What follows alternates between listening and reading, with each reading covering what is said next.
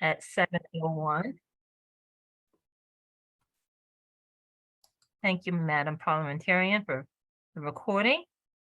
Again, I'm Michelle Leet. I'm President of Fairfax County NAACP. It's so wonderful to see all of you tonight. I know you have plenty of things that you could be doing, so we appreciate that you joined us for tonight's meeting. We are going to have a great meeting. We have a few advocacy reports, and we're going to have a special report from our housing committee.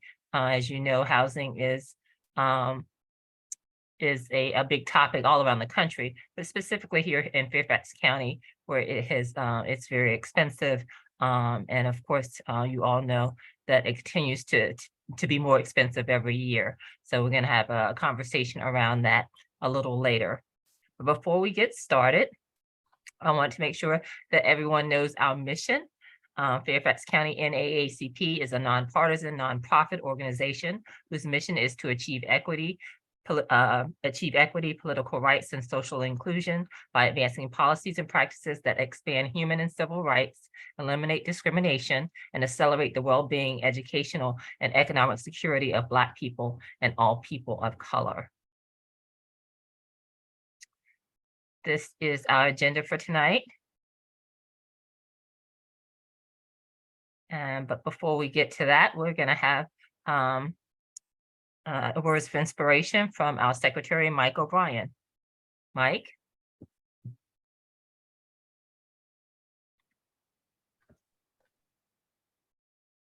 Sorry, having technical difficulties. I just unmuted. Good evening, everyone. And it's wonderful to see so many people here on this hot evening, July evening. As a word of inspiration, many of you know that some of us, 4 of us, are headed to the National Convention of the NAACP in Boston later this week. And I thought, as a way of honoring that and also providing some uplift, we might just revisit the founding of our organization 114 years ago. And if I could, why is this not working? I was hoping I could share the screen, Michelle. Is that possible? Yes, try it now, Mike. I was sharing before. I have trouble with this. I have all my wonderful little pictures up and can't seem to get Zoom to cooperate. Oh, here we go. You got it. Yes, here we go. Share screen. Okay. So what I'd like to do is simply first honor those who created our organization. And I'll share this in the chat later, but the original founding of the NAACP was a result of one man's understanding that a lynching that occurred in Springfield, Illinois in 1908 was so horrendous and also so crazy that it would happen in the home of Abraham Lincoln nearly 100 years after his birth. And his centenary was celebrated the following year. And this man, William English Walling, decided to do something about it. So he wrote an article. That article was picked up and read by a number of influential people. They joined together and put out a call for a conference on what to do about this wave of lynching that was kind of taking over the country at the time. And what was crazy about this one in particular was that it was in what was considered the North, not the South. So they wrote this piece and sent it out to many, many prominent people. And I'm going to share with you on the screen. You can see this is the actual document that is available at the Library of Congress. And let me just read the first paragraph, and you can see it there on your screen. The celebration of the centennial of the birth of Abraham Lincoln, widespread and grateful as it may be, will fail to justify itself if it takes no note and makes no recognition of the colored men and women to whom the great emancipator labored to assure freedom. Besides a day of rejoicing, Lincoln's birthday in 1909 should be one of taking stock of the nation's progress since 1865. How far has it lived up to the obligation imposed upon it by the Emancipation Proclamation? How far has it gone in assuring to each and every citizen, irrespective of color, the equality of opportunity and equality before the law, which underlie our American institutions and are guaranteed by the Constitution? And this goes on for quite some time in that vein and ends up with a call for folks to come together and do something about these horrendous things that were happening in the country. 60 prominent people ended up responding to that call, and I've highlighted a few of them here. Jane Addams, of course, the social worker in Chicago, Ida B. Wells, even the educator John Dewey, which I wasn't aware of until I looked at this list. Of course, W.E.B. Du Bois from Atlanta, Mary White Ovington, who was the first really to respond to Walling's call. Some of you may know Mary Church Terrell from Washington, D.C., a great educator, and many others now who are probably not that well known.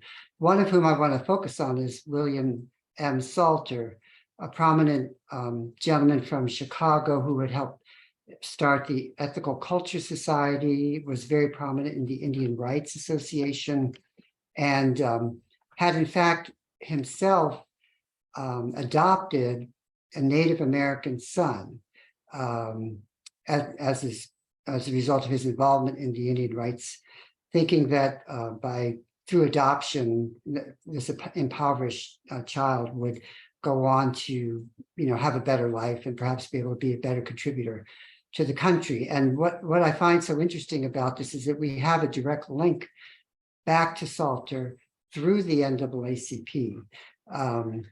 Because Salter did sign the call and was prominent in the early days of the organization. His son, the Native American, grew up to become an artist, a prominent artist, but he himself had a son. So the Native American's son's name was John Salter, and John Salter Jr. ended up at this very famous lunch counter in Jackson, Mississippi in 1963. This is him right here at the counter with the two other women. And I just think it's an amazing story of legacy, of how each generation has its own work to do. The 1909 folks in creating the organization had to set something up. Those in the 20s and 30s had to keep it going, pushing anti-lynching all along the way. John R. Salter Jr. ended up in the civil rights movement, kind of carrying on the legacy of his grandfather. And actually, by my interviewing Salter, I became a member of the NAACP because of his description to me of what activism could be, and that each generation has its own work to do. So as we head off to Boston, where we're going to decide policies and practices for the organization and resolutions, I just think that it's helpful and hopefully inspirational to look back on the legacy of the organization and the longest running civil rights organization in the country.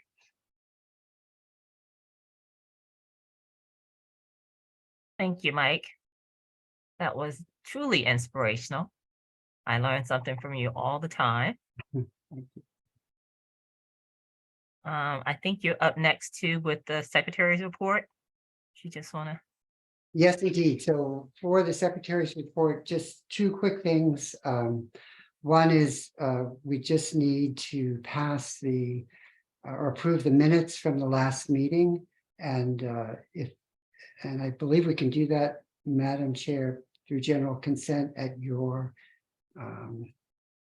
if you move so. Okay, I will accept any changes, and hearing none, we can certainly move the minutes by general consent. And those are the June minutes, correct? That's exactly right. Excellent. The Anything? other, well, anything? yes, the other thing to report is something very positive, which we just got an email this week that we as a branch have reached both the President's Club and the 100 Members Club by getting a kind of a large number of members during the year from I think it was June 1st to May 31st. So June 1st of 2022 to May 31st in 2023. But we will be receiving some sort of an award at the membership luncheon at the upcoming meeting in Boston. So kudos to our membership chairs during that period, both Jenny Igo and Diana Rhodes, and I'll throw in Teresa Little in that as well for serving as secretary and registering all those members. So it's a great honor, and we're thrilled. Excellent. Yes, we definitely appreciate our membership chairs, Jenny Igo and our past membership chair, Diana Rhodes. Looking forward to picking up that award. All right, moving on. Just a reminder that our advocacy agenda is on the website, and you can also scan this QR code and pull it up. I think we went over it a couple of months ago, but we'll be using it throughout the year. So if you're not familiar with our advocacy agenda, please go to the website or use the QR code and make sure you're up to date on the activities that we're working on now and throughout the year. Next up, we'll have our treasurer's report. Let's see. Treasurer Scott, are you on? Yes, ma'am. Yes. Excellent. Okay. And forgive me because it may be a little small for you guys to see the report, but it's pretty much a summary. Let me share my screen.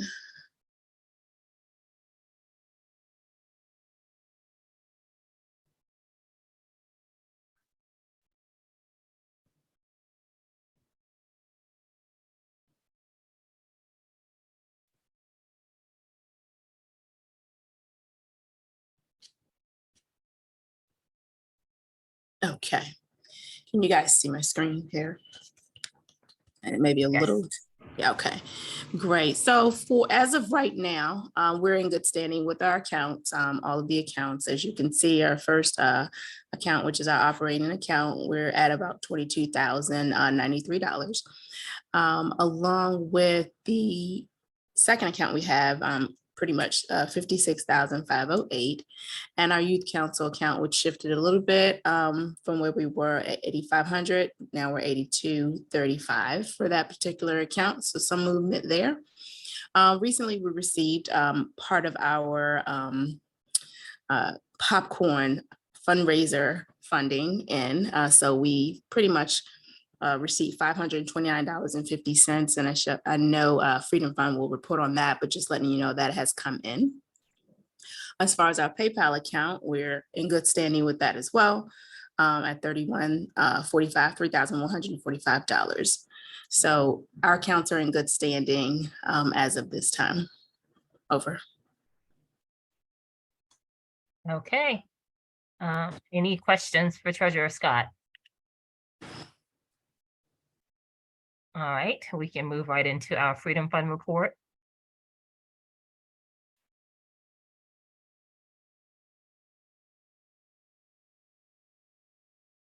Oh, I'm sorry, you giving that as well? I don't have the report in front of us, but Okay. I will try to wing it. Okay. So no problem. So basically, Freedom Fund has been hustling. We've been huddling and hustling to make sure that we put together a pretty reasonable and eventful program. Right now, we do have a save the date draft of the flyer we want to send out. The tentative date right now is September the 23rd, 2023. And we're looking at pretty much finalizing the Marriott in Fair Oaks. Pretty much we're still kind of working out some of the additional approvals. We have gotten a quote back from the live band that we would like to hire, which is Common Ground. And that quote seems reasonable. So we're just waiting to finalize a number of other things. On top of that, we've also been discussing, decorations and things like that. So what we want to do is, as it relates to our silent auction, we would like to ask each committee, the committee chairs, we're going to send out a sign up genius to see whether or not you guys would be interested in volunteering to provide, whether it's 2 movie tickets or, just some various things, 2 movie tickets or 2 gift cards to somewhere. And you'll see the details in that sign up genius. We're hoping that each of the committees would be willing to provide 2 items so that, it will be part of contributing to the silent auction in a way to get involved, and of course, and give back within the event we're trying to put together. So look out for that sign up genius by the end of this week, and just speak with your committee members and encourage them to, hopefully be a part of that. And so based on the sign up genius, we will take what volunteers we have that will provide some of those items, and what we have left over, we'll work from there and see how we can fill in the gaps on that. But we're hoping that you guys will support in that area so that we could, we'll have a productive silent auction. Diana, is there something else that I'm missing just to make sure?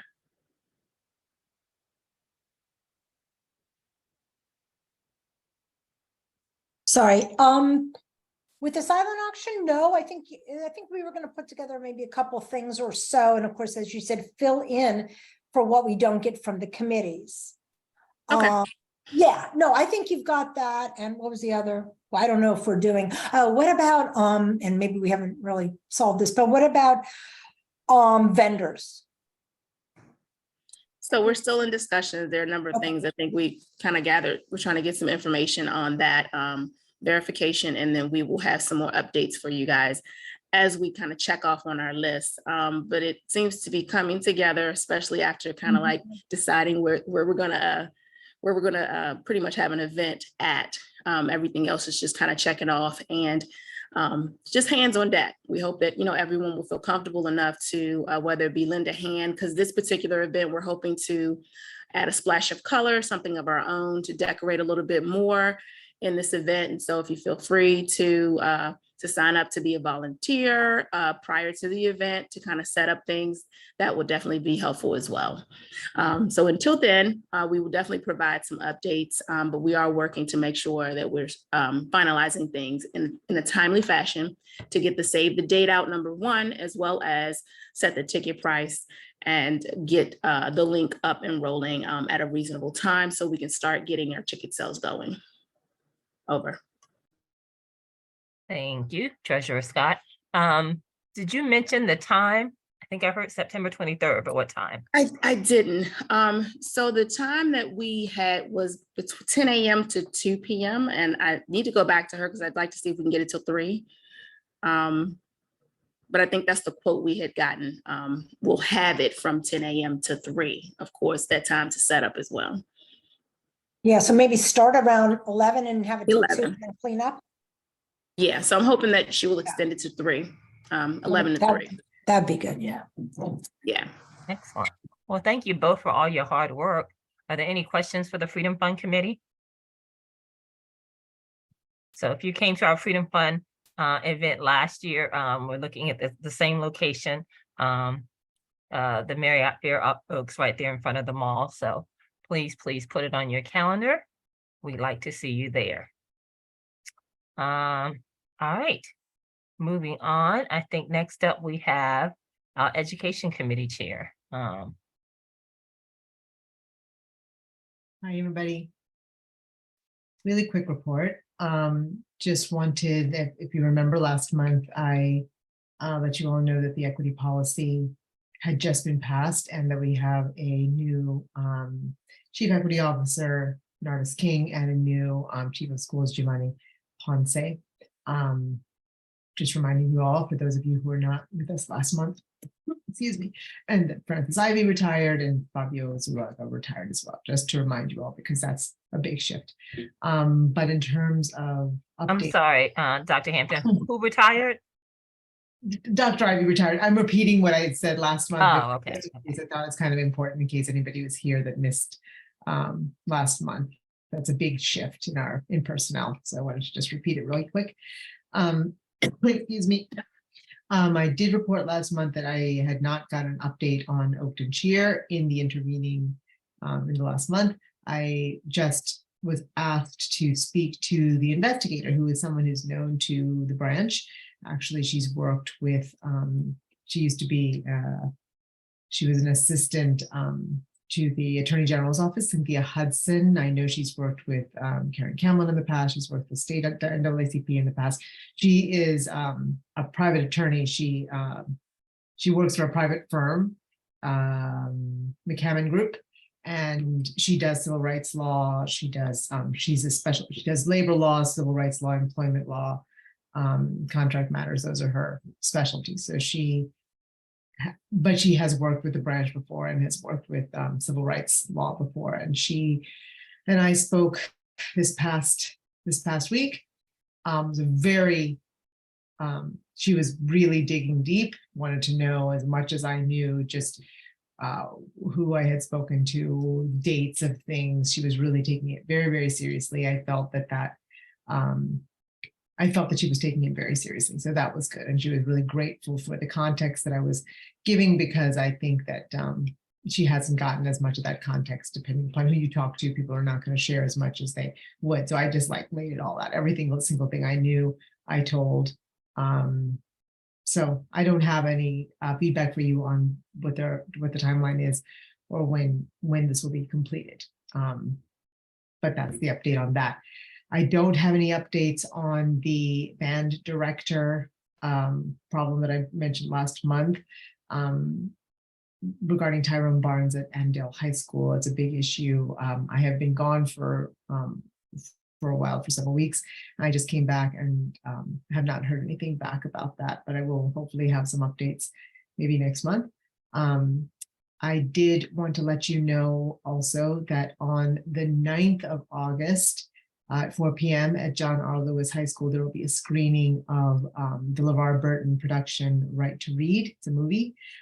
We are, co-sponsoring, the branch is co-sponsoring along with NAACP, National Association of Black School Educators, FABC, Fairfax Association of Black School Educators, MSAOC, a lot of Virginia Alliance of Black School Educators, and some other. There are several different organizations dedicated to this work that have come together to sort of sponsor this showing. So if you can come, please do. We'll make sure that this goes out to you, so you have the information. It's August 9th, 4 p.m., John R. Lewis High School, and there's a networking happy hour immediately following at the Embassy Suites in Springfield. And that's all I've got. Thank you. Are there any questions for Dr. Hampton? Quick question. Are you sending this information so we could sign up for the viewing? Yeah, there is the link, and I will. Let me see if I can see if I can copy the thing in the chat. Maybe I can, but make sure it goes out to you. Thanks. Diana, we'll make sure that it goes out in an e-blast as well. Yeah, it doesn't go into the chat from me. Maybe it can from. This is my account because I'm using my personal account. Anyway, we'll make sure that you get the little RSS and everything. Yes. Mr. Carter, you have a question? Oh, I was asking about the same thing again. You said you cannot put the information in the chat, Sujata? Let me copy the information, but the little graphic I cannot seem to put in there. Sure. Well, if you tell me, I can put in the chat. Oh, you can, Mike, you said? If you can tell me the link. Who just said that? Frederick? Me. Yeah. Me? It's a lot, it's a lot of letters. I'll That's see if okay. we can put it in. I'll just put the information in there, but the, let me see if I can get the. Oops, hold on. That's okay. While you're doing that, are there any other questions? Thank you, Doctor. Okay. Sujata, did you have anything else Um, other than focusing on that link? hold on a second. Do I have myself muted? Okay, so those of you know, I'm a little bit of a Luddite. I just put the tiny URL link in there. I can see it. I hope you can see it with the information above that. And the graphic, the cute graphic with the picture, I'll make sure it goes out, but the registration link is, link doesn't work. Okay, great. Somebody just told me the link. Sujata, there's no link here. That this link that you see The is link from doesn't work. something else. Okay, okay. Yeah, You I'll You try to don't copy see them. the link. You have to press enter. It didn't end. It didn't post. I mean, I can see it. I did. Press enter. It didn't post to the chat. What I'm saying is I can see it posted to the chat is what I can see. I Oh, can see it no. posted to the chat, but the link is not live. I mean, I hate to take up everybody's time That's with okay. my. Yeah, we'll get it posted Thank you. before the meeting is over. Promise. Thank you. Okay, so up next, I think we have our Criminal Justice Committee. I see Edwin. Edwin, are you giving a report tonight? Yeah, You try to are. get Okay, myself off mute excellent. here. Apologies. Good evening, everyone. So for Good the Criminal Justice Committee, what we've primarily been focusing on is the blockwise survey that FCPD put out. Effectively, what the survey does is if you have called the police for service or for something, they'll take your phone number and then they'll send you an automated message asking what your experience and interactions were with FCPD. This is kind of telling basically one side of this of the story. I looked into it in terms of data, and there are just kind of like some things that are risks and flags there that really stood out. So what we did is we came up with a survey of our own, and I'm having that vetted by basically some former people that I was at Northwestern with. So they're vetting through that, and there's an analytics company actually that works on basically internal affairs work and just reviewing kind of the nature of surveys that law enforcement puts out. So that's going to be the next step that we're taking. But right now we're focused on this blockwise this blockwise like mine 90, I think it's called. But what FCPD is going to end up doing is they're going to end up probably likely pushing this to the media to try to it's more a political stunt than it is any actual value to the community. They're going to try to get this in front of basically the public and say our interactions with the public are positive. So we're working on like I said, a survey that we can push out there ourselves, along with the data that we've been talking about. Now Matt Dowd, he actually him and another developer, along with another developer from Stanford, got together and they came up with this great Python software that pulls in data for law enforcement departments across the entire country, and that's actually being built to scale. That's going to help researchers, academics, civil rights advocates. So that's actually he presented that. The hope is to eventually get the support of the NAACP and other civil rights organizations behind this. But what we've done with some of the data that they basically put together is Matt, another person, and I are working together to basically map the data FCPD puts out there and come up with an interpretation of the data, specifically geodata. Myself, what I'm working on right now is breaking down these data points district by district to highlight where the interaction occurred and what kind of interaction it was with basically with the police officers as well. I know that basically the civilian review panel, that's undergone kind of some, that's undergone some change. The person who was leading that basically abruptly resigned, and the board of supervisors basically, before we can push any new initiatives through, they want to ensure that someone gets in there, someone gets in a position that can move the ball forward a bit. So we're basically looking into how to kind of be impactful in that area, and getting a director in there that would not only be able to relay our concerns in the civilian review panel, but wouldn't come up against kind of like the I would say the blockers that they encountered previously. The previous lead for the CRP resigned. A lot of the pushback was engagement with the public. FCPD did not want that. They were not open to that, kind of operating in a silo. So again, basically where all of that is, it's kind of at a standstill right now, because they want to get someone in there who can move, like I said, move a ball forward a bit, but still kind of try to, effectively operate under FCPD's guidance. We don't agree with that. FCPD leading, basically giving guidance to the civilian review panel, because civilian review panel is actually there to review FCPD.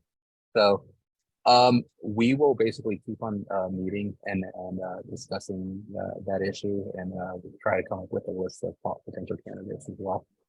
So that's what the criminal justice has right now.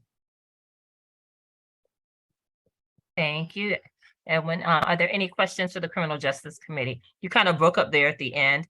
Oh, I'm sorry. Edwin, What part did I did it start breaking up? I'm sorry, it was probably like the last 30 seconds.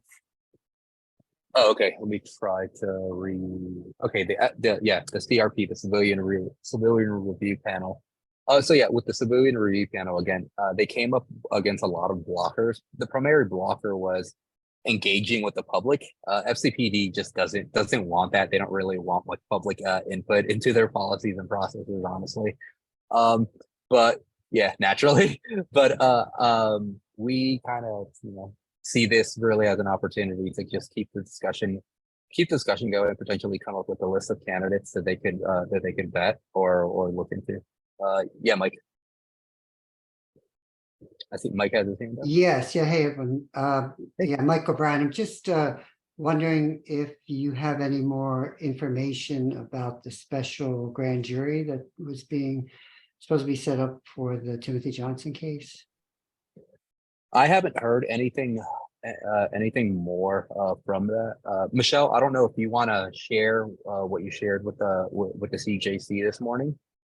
Oh, sure. So no, we haven't heard anything more about the special grand jury, but we do know that they can take up to 60 days to impanel. So I know it seems like it's a long time, but it really hasn't. It's been a long time to us, but it really hasn't been. So I don't think the 60 days has passed. But we did find out today that the firing of Shiflett, he was the officer who's well, two officers exchanged their weapons, but one officer actually was the one who actually his firing was based on, because he actually was the one who killed Timothy Johnson. So his firing was upheld today. So we got that news. So that is good news. Still waiting to hear back about the other officer and whether he'll be held accountable.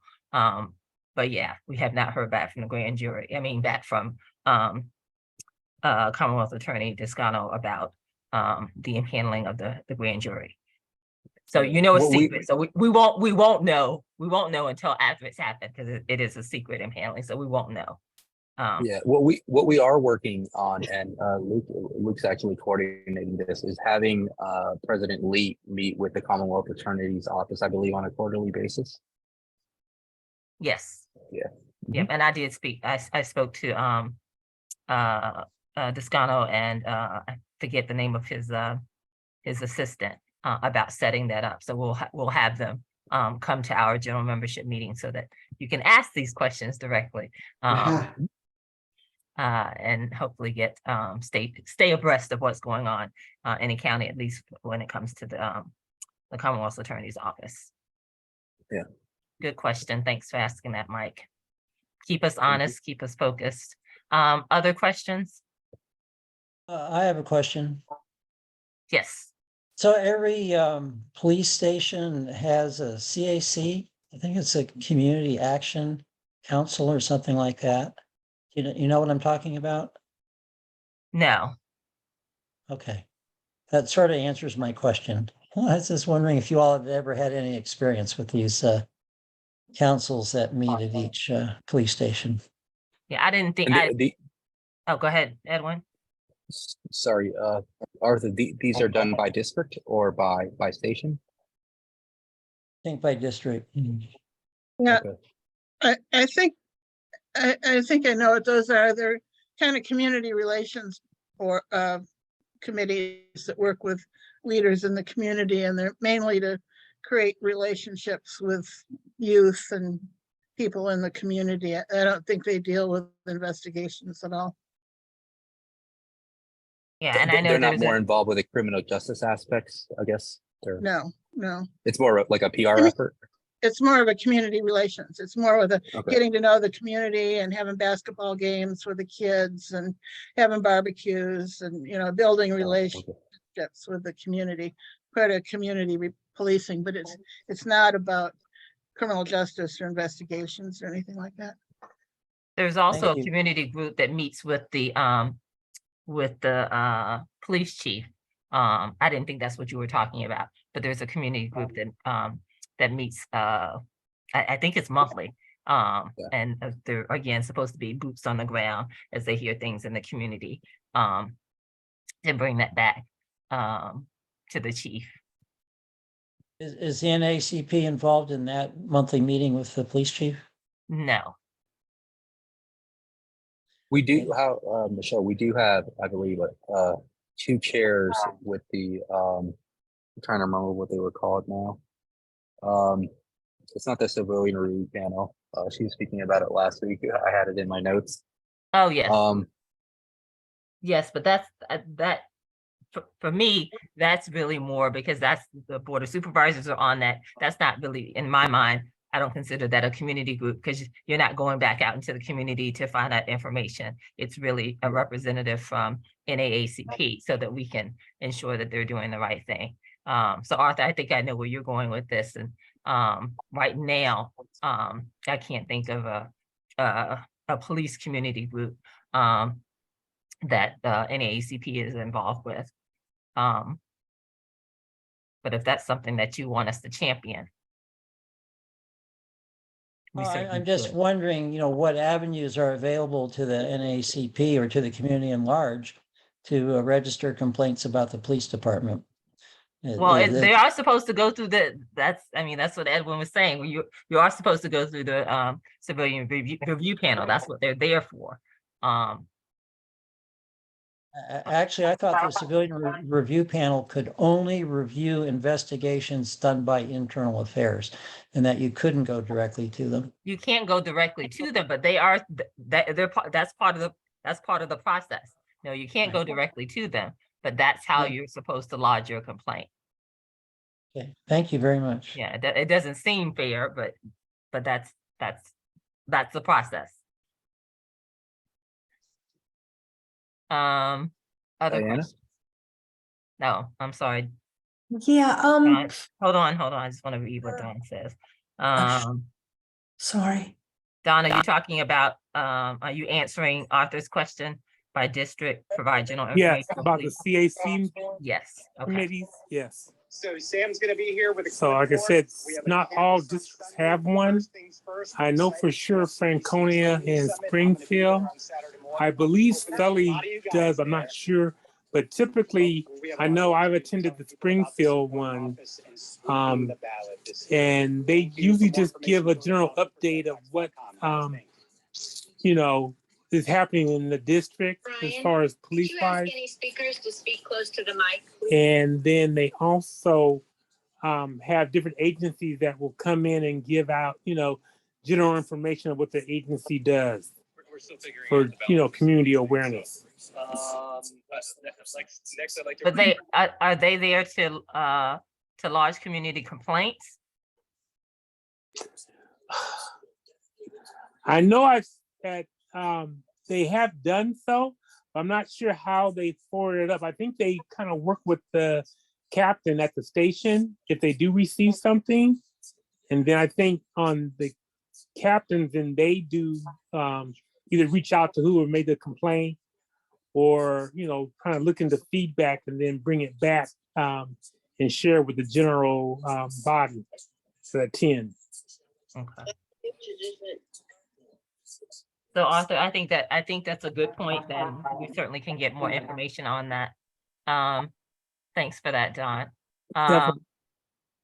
Diana? Yeah, I just wanted to clarify, Edwin and Michelle, did I hear you say that Steve Descano, we even if we asked him like what's being done, he's not going to be able to talk about the special grand jury until it's done. Is that what you said? Correct. Okay, I just wanted to clarify. Thank you. Other questions? Edwin, did you have anything else? Oh, no, I didn't see I was on mute. I'm Yeah, sorry. No, I don't have anything else. Okay, Thank you all. you're like, that was plenty. All right, so we're moving on to our political action committee. Vice President Camlin couldn't be with us tonight, but we do have Evelyn Spain, who is going to give us an update. Yes, thank you, Madam President, and welcome everyone from our group here. I'm working with Karen on a particular task force, the Lake Accotink that she mentioned, I believe the last time we were together. And the purpose of Lake Accotink is to either save the lake or determine what we should do with repurposing it. And so during our meetings, NAACP members, Fairfax NAACP members were asked if they would participate in a subcommittee group. Now, not to be part of the task force, but the task force has been broken down into 3 different entities to determine, what our next step should be. And the one that we're looking for volunteers who either have frequented Lake Accotink, who are members of the community and who would like to give their input to this particular area. The subcommittee is called The Value of Lake Accotink and Lake Accotink Park to the County. And so it's going to be looking at this task force is going to be, the subcommittee is going to be looking at socioeconomic concerns, environmental concerns, and recreational activities. So if you think you might be interested in being a part of this critical study that will determine the future of Lake Accotink, we would love for you to either reach out tonight or please get in touch with Karen Camlin. I believe you all have, oh, yes. Okay, great, Marianne. I will reach out. If there's anyone else who's interested, please put your name in the chat and I'll reach out to you to give you the contact information that you'll need to participate. It'll probably be on Mondays. I'm saying Mondays at various times, but I will definitely say it's during the month of August. Yeah, during the month of August. And I know that's challenging because a lot of people, do I know the name of the titles of all the subcommittees? Yes, I do. Would you like for me to provide that information to you now or? Well, maybe don't have to belabor the meeting, but yeah, if you know what all the, it's sort of interesting to hear how it's integrated with all the Absolutely. What you talked about is like one important aspect, and there are other important aspects as well. Absolutely. And thank you so much for letting me know that you're interested in knowing more. So the first one I said was the value of Lake Accotink and the Lake Accotink Park to the county, socioeconomic, environmental, and recreational. The second group is impacts of and issues with the staff recommendation to not dredge. The staff has recommended to Supervisor Walkinshaw that we not dredge Lake Accotink because of cost and the activities involved. So they're looking at the recommendations of not to dredge, allow the lake and wetlands to return to nature.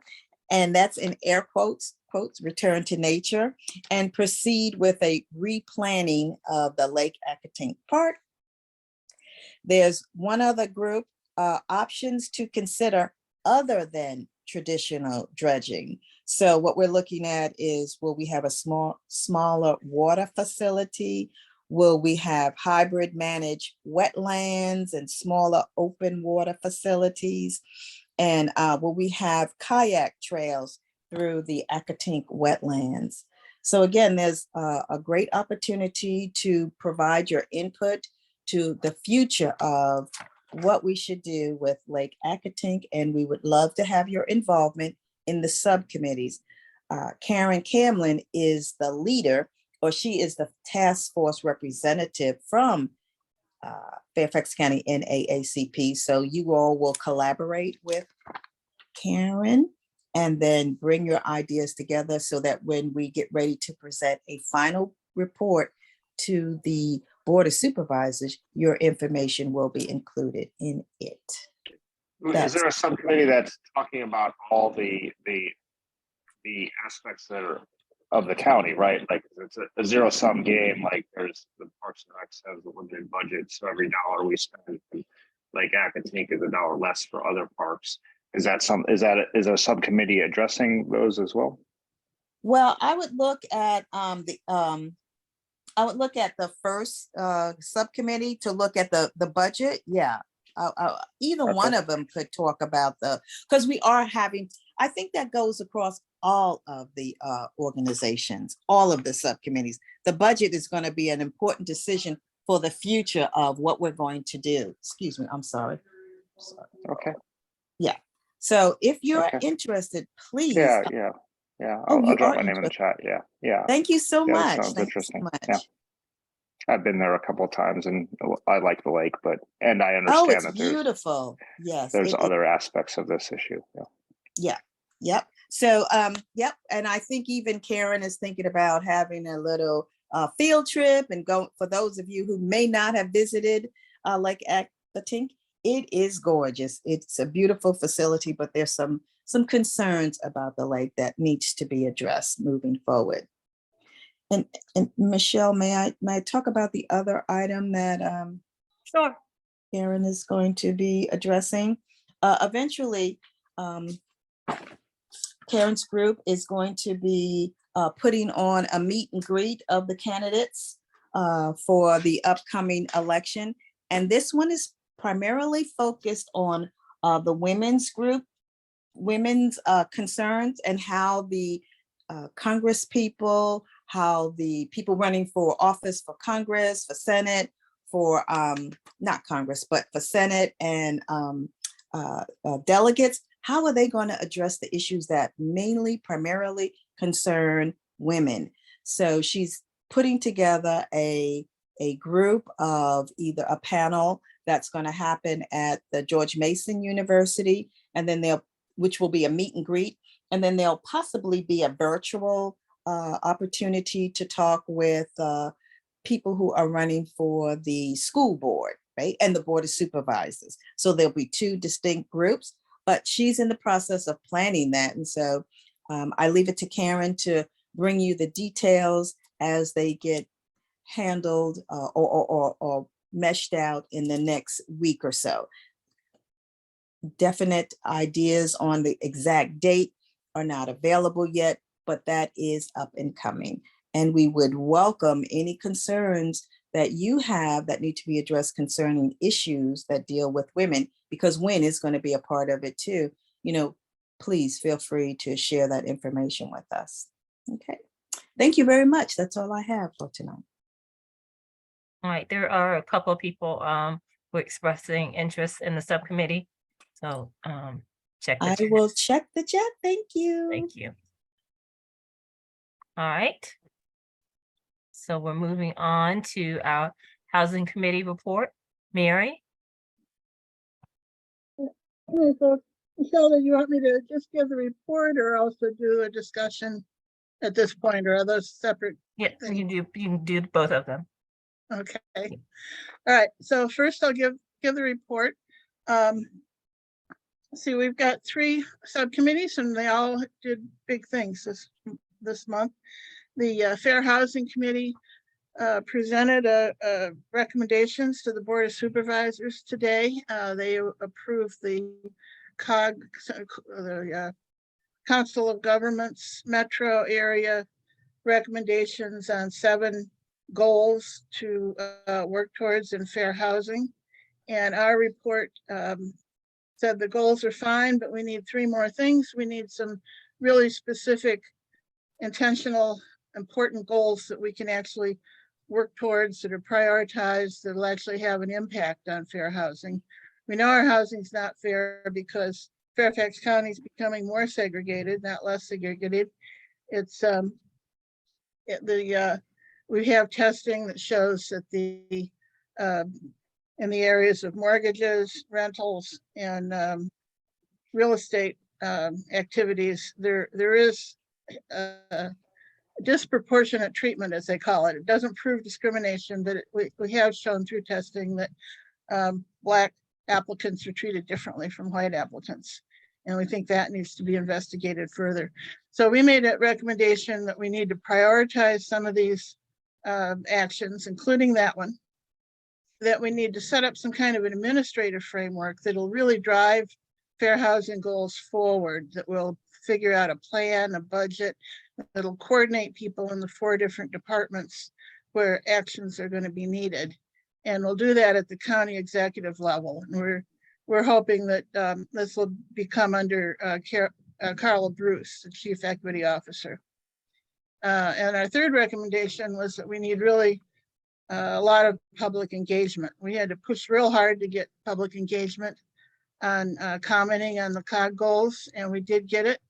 And we want to make sure that that continues to happen throughout the process. So the board this morning, I was very happy to see that they made verbal commitments to all of those 3 things.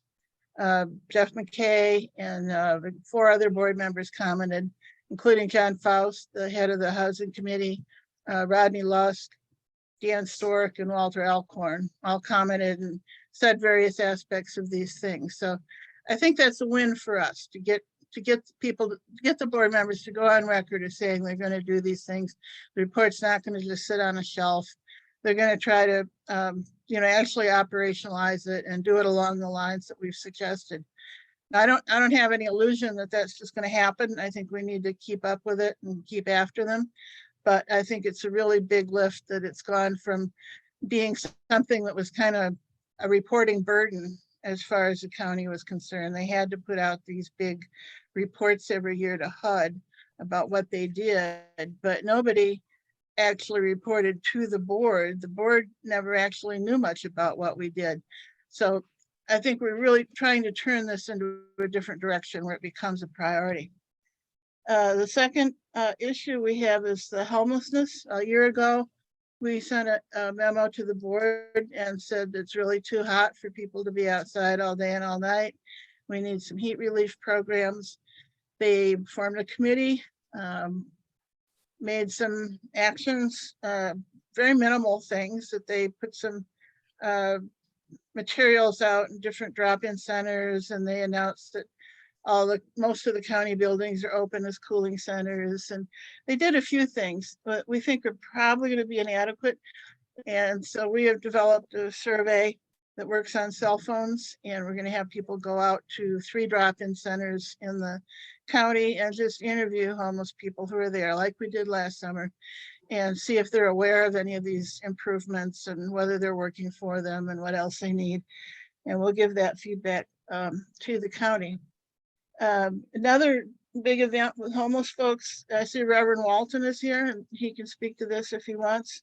There was a kind of revival meeting and bringing together of people at the Rest and Tent Camp last week. It was really, really good. There's about 40 people camped in tents near the Reston supervisor's office.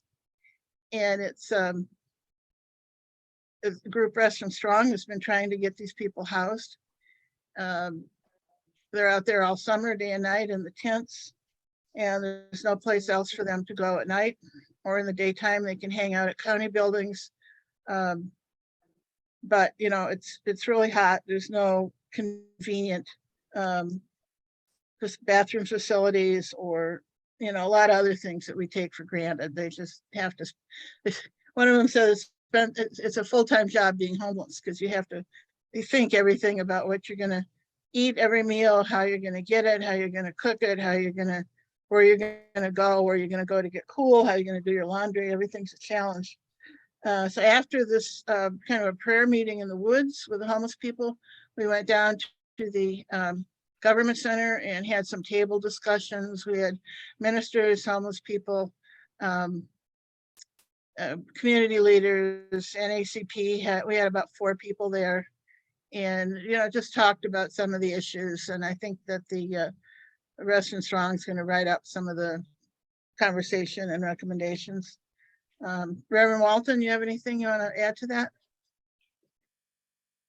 No, thank you, Mary. I think you covered it well. I would just add the conversation to have Supervisor Alcorn present and very actively engaged and giving commitments to support some of this work was very encouraging.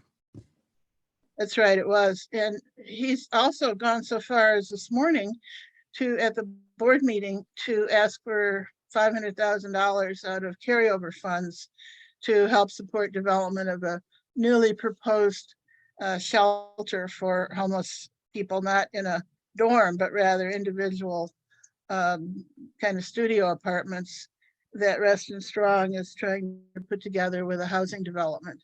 They're repurposing a commercial building. And I think it's 70 some, it's quite a lot of units that they're supporting. So that would be outstanding. That would be a great thing to happen there. And he did ask for some funds to get that started. The Tenant Right Committee has been working with residents also in Reston at Bowman Town Court. Bowman Town Court is owned, it's a housing project that's owned by the county. And what we've been finding out that some of the management companies the county hires to oversee, to run their housing developments are not always following all the rules that are in their contract. They're not always doing all the maintenance. They're not always treating the tenants with great respect. They're not always setting up the tenant councils they're supposed to be doing. So we're working to kind of support some residents there who are organizing tenants and trying to get these issues brought to light, with the idea that the county owns these properties and they have the job of overseeing the management companies to do what they're supposed to do. And if they're not doing that, then we need to point that out. So let me stop and see if anyone has questions. And we also have quite a few members of the committee here tonight. So let me ask committee members to identify themselves, to say your name and maybe what area you're mainly involved in, because we'll have a discussion, and I'd like all our committee members to pipe in on some of the questions and answers.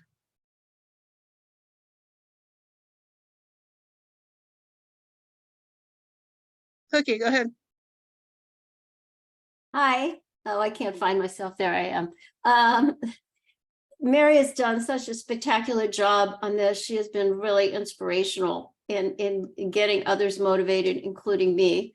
My area of interest, she invited me because I've worked a lot in the county as a lay leader with persons with disabilities.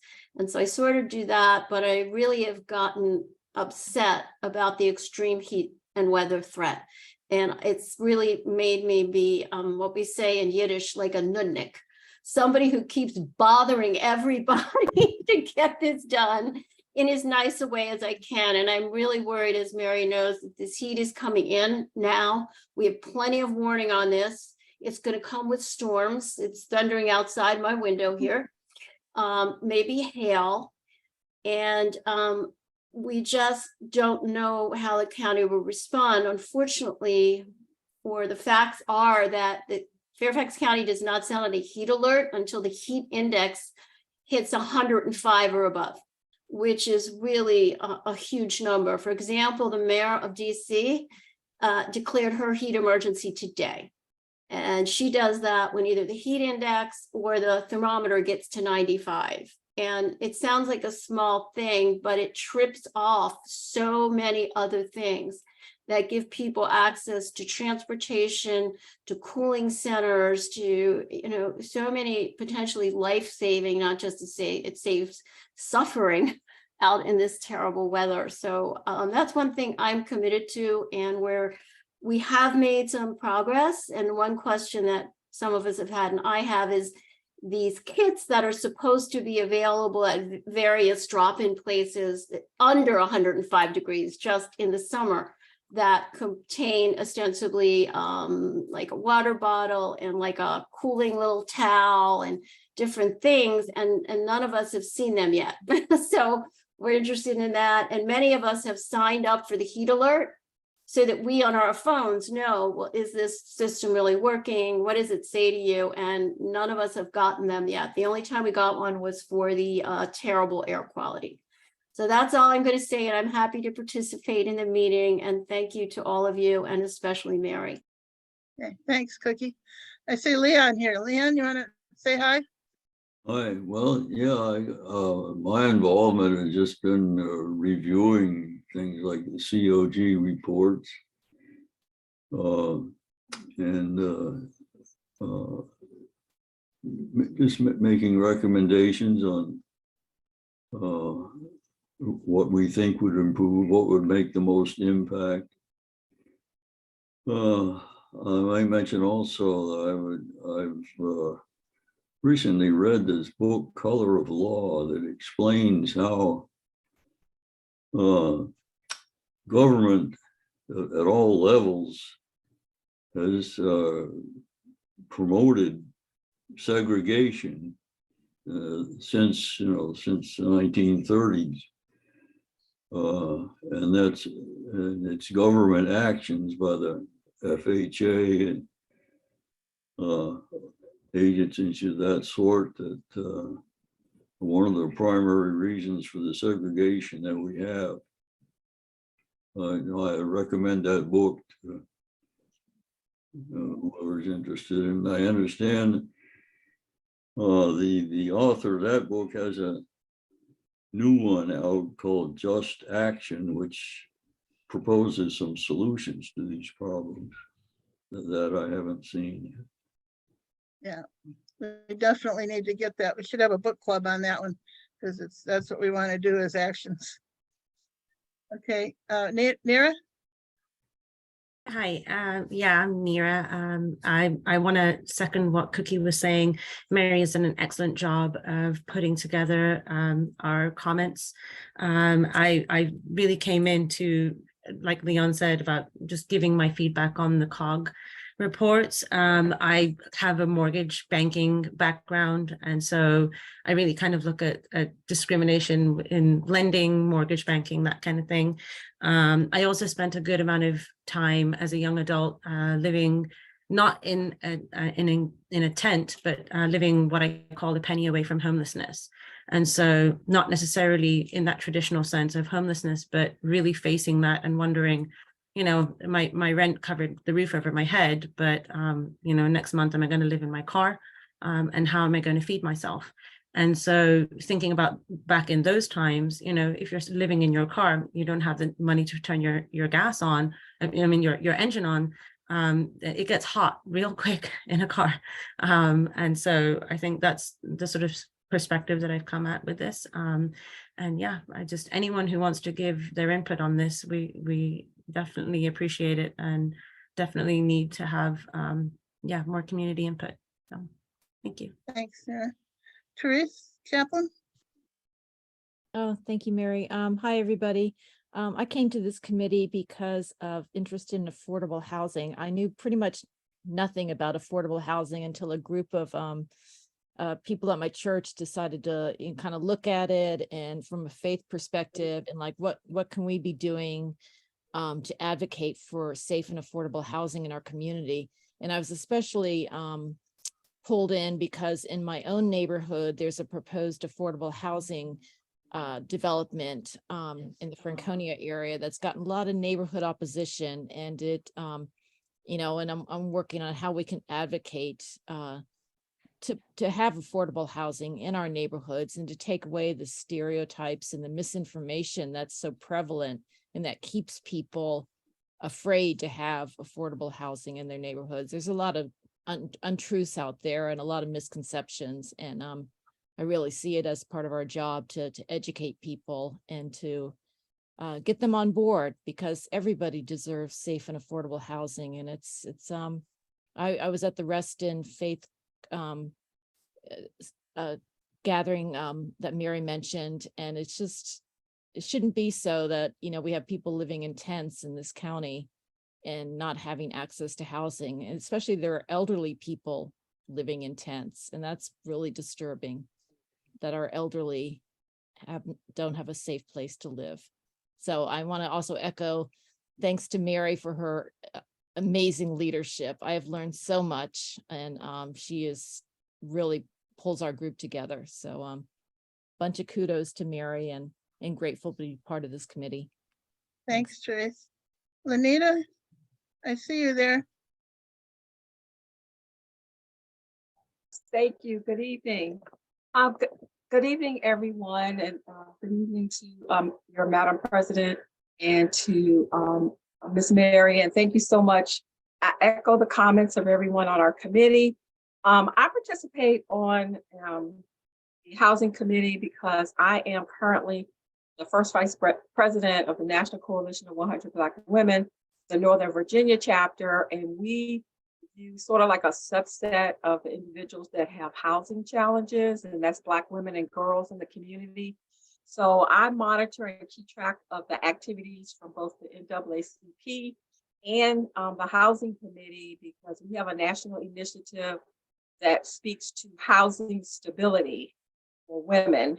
So that's why I am a member of the committee, and that's why I keep track of all of the comments, everything that's happening, and I share the information from those committee meetings with our chapter members and some of our national leaders.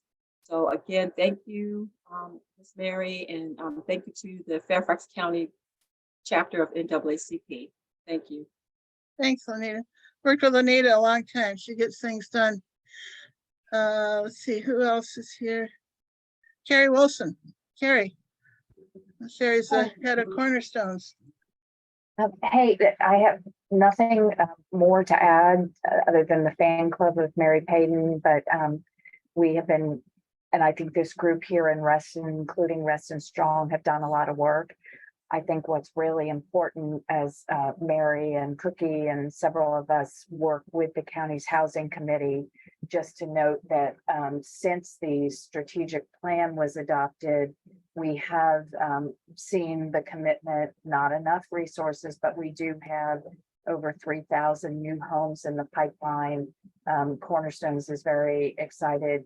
We are developing 200 new homes, and that will produce probably about, I think, 70 to 80 permanent supportive housing units over the next couple of years.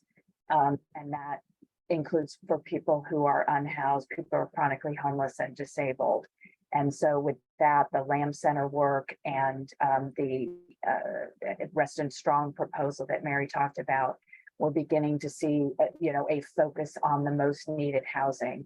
And I think the only other thing we're working on that this so appreciative of the committee and the chapter support are issues around preservation and tenants' rights, right to return, which doesn't exist now in new development, and how we can support people. So just thank you all for the strong work. Thanks, Carrie.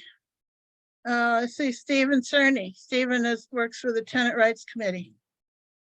Hi, I'm Stephen Cherney. I'm a former HUD attorney. I'm retired now. And I joined NAACP a couple years ago.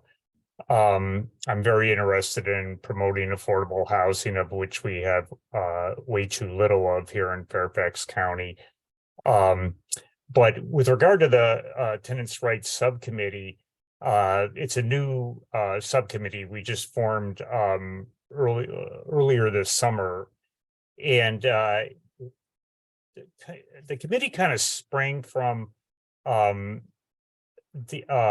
meeting that many of us attended at the Fairfax County Redevelopment and Housing Authority back in September of last year, where a proposal to redevelop Bowman Town Court, to tear it down and replace the 30 units with hundreds of new affordable units, which we as the NAACP thought was a good idea, because we obviously support affordable housing. But what we learned at that meeting is that the conditions at Bowman Town are very poor, and that the vast majority of residents there would actually like to see Bowman Town Court fixed up and properly managed, and that the affordable housing really should be built on county-owned land in the near vicinity, near the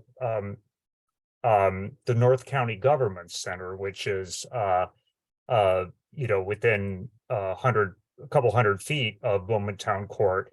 Well, a couple hundred feet in another direction lies land that's part of a study area called the Town Center North. It's called the Town Center North area, where the county owns land that could be used to build hundreds of units of affordable housing in other facilities, a new homeless shelter and a new library.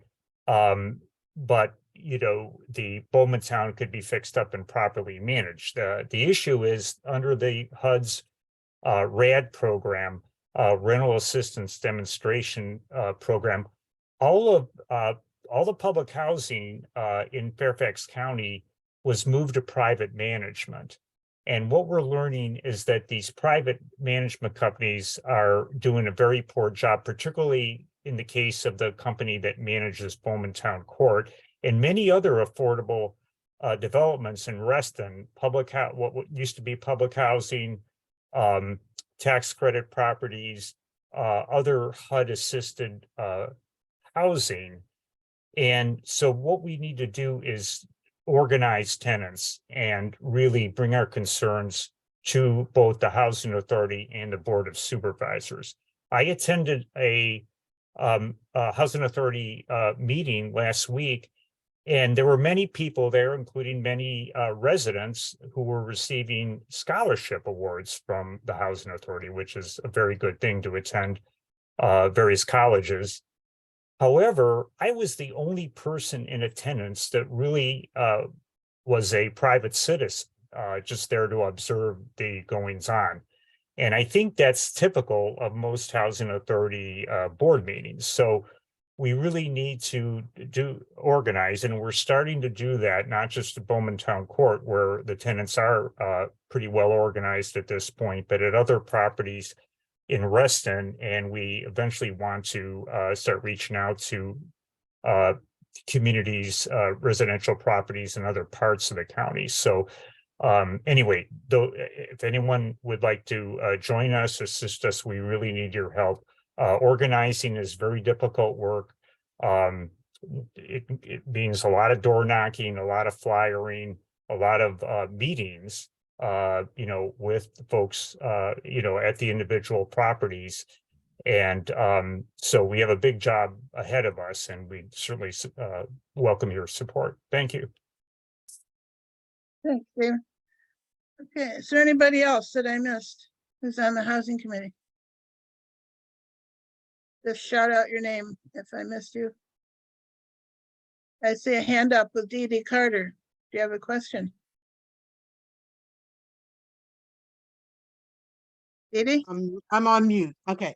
I just want to mention, I am a realtor, and if anybody's discriminating against anyone, they should report that to the Northern Virginia Association of Realtors, because they manage mortgage lenders, they manage real estate agents, and they also manage anybody that deals with housing.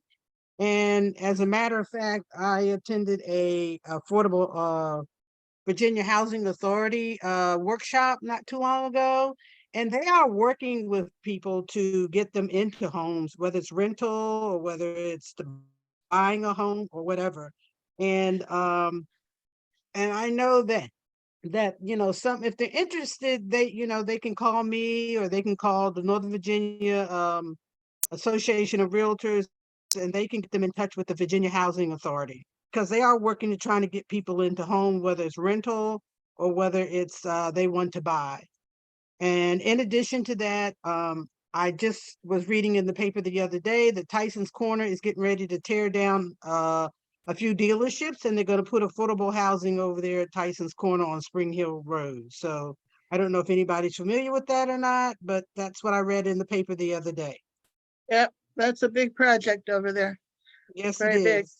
Yeah, we're starting to really get some good projects going in the last couple of years. They've really stepped up.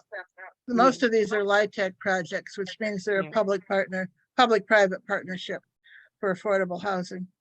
Yeah, and like I said, if anybody's interested in the Virginia Housing Authority, they can contact me.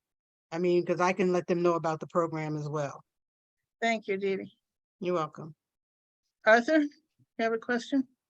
Yeah, so the supervisors have a goal of 10,000 more affordable housing units in the next 10 years. Do we have any estimate as to how many units are needed? We do. We have, based on numbers from the county that are published online, they estimated a few years ago that we have a gap already of 30,000 affordable homes, and that we'll need another 15,000 by 2034 to meet the need of incoming or growing and incoming population according to their demographic projections. So 10,000 is good, but you can see it's not going to meet the need.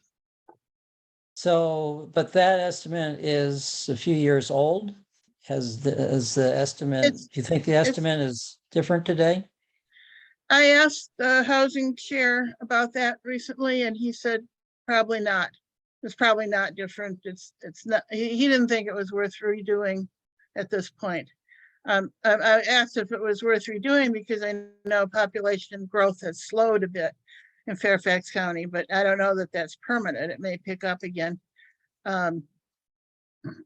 So he said it's not important to redo that number now.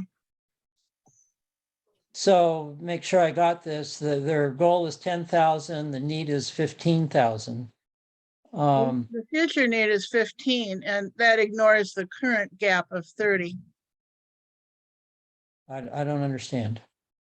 The current gap means these are 30,000 people who are either doubled up, they're inadequately housed. Either they're two families doubled up in a 2-bedroom apartment, or they're paying way too much of their income on rent because the place is too expensive, so they don't have much left over to live on. So they're not what they call adequately housed, where they're paying something like 30% of their income on rent. So then it sounds like we need 30,000 units, and the goal is 10,000. Yeah, we need 30 plus 15. We need 45. Okay, and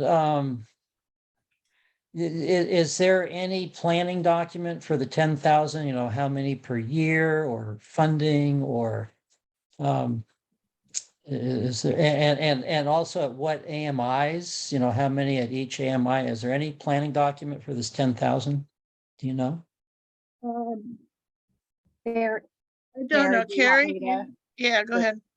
Yeah, I put a couple links, Mr. Purvis, in the chat, but that our community-wide housing strategic plan did capture sort of what is the existing need, which is, looking at the loss of market affordable homes in the county, as well as what we know as people are coming into the county, You probably know the population has remained fairly stable, which is why I think at this point, you know, doing another study is what's needed. Probably hasn't been done because we adopted this in 2016. We have, I think I said 3,000. It's probably a little bit more than the 4,000 homes in the pipeline. Everything we're doing that we're monitoring on the Affordable Housing Committee looks at housing that's for people at 60% of the area median income and below, and also looking at the most needed housing for the most vulnerable people, you know, very low incomes, people earning 30% of the area median income, and again, the permanent supportive housing. So we do have goals for that. There is a dashboard that sort of says what's the current committed number, but we need a lot more data to help us sort of target that year over year. There's a lot of data I hope that we can help share and that we're asking for as the plan every year that the plan is underway. Yeah, and one problem is that we're losing affordable housing in market rate areas. A lot of the housing that we think we have is not under any kind of contract. It's just market rate housing that's not very expensive. And we're losing that really quickly as rents are going up pretty quickly the last several years. So the rents are going up out of the grasp of people in that 60% income and below area. Also, as we redevelop around transportation nodes, so far we've pretty much just been redeveloping old shopping centers and parking lots, but it won't be long until it gets to a point where they're looking at redeveloping some of the old garden apartments, which were also built near transit along the roads back in the day. And that's where a lot of lower income people live. So when it gets time, and I don't think it'll be too much longer, they want to start tearing down those places and building bigger places. And will we be able to house all the people who lived there before? That's my question. I know they'll have some units affordable, but there's a lot of pretty large congregations of garden apartments that, you know, they might displace a lot of people right out of the county. So we're keeping an eye on that as well. This is Dee Carter again. I know that out at Tyson's Corner, they have been heavily focused on converting some of those office buildings into affordable housing. I don't know how many, but I know they've been doing that. I've been reading that in the paper. So I don't know if anybody's aware of that or not. Yeah, that's the thing that's being more and more talked about. The developers used to say they couldn't do it because it was too expensive because of the plumbing. They said they couldn't, they had to plumb each unit individually, and office buildings weren't plumbed that way. And now they're starting to say, well, maybe we can figure out a way to do this. And they are starting to redevelop, convert some office buildings into apartments. So I hope that works. Thanks very much. This has been really, really helpful. Okay. So any other questions on this? Otherwise, I have the answers to some questions that were asked in the executive committee meeting. And I wanted to ask you guys what kind of issues you see with housing and executive committee. I'm going to see if I can share a screen, and I've not done this before, so I don't. Here it says share screen. All right.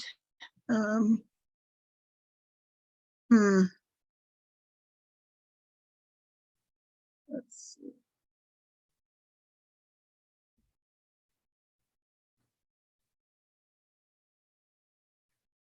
I think we might need to make Mary co-host, and I am the host now, which is of no use to anyone because I never know what I'm doing. If somebody who knows what they're doing knows how to make Mary a co-host, then I think that she would be able to share her screen. Thank you, whoever did that. Okay, I have my PowerPoint up here, but I don't know you're how going to share screen.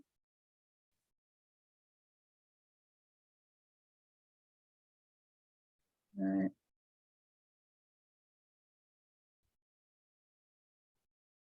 Have you hit the button at the bottom? So I go to the Zoom and I Select share screen.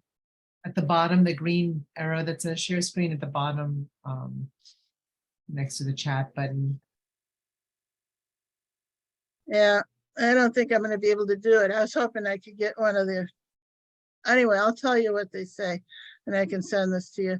The question was, why is it so hard to find housing in Fairfax County? And these are some graphs that I found from in a recent report. This was done by a consortium of universities looking at affordable housing issues. And the first graph is the annual building permits issued per year from 2000 to 2020. And in 2000 through 2005, they were up around 25,000 permits per year.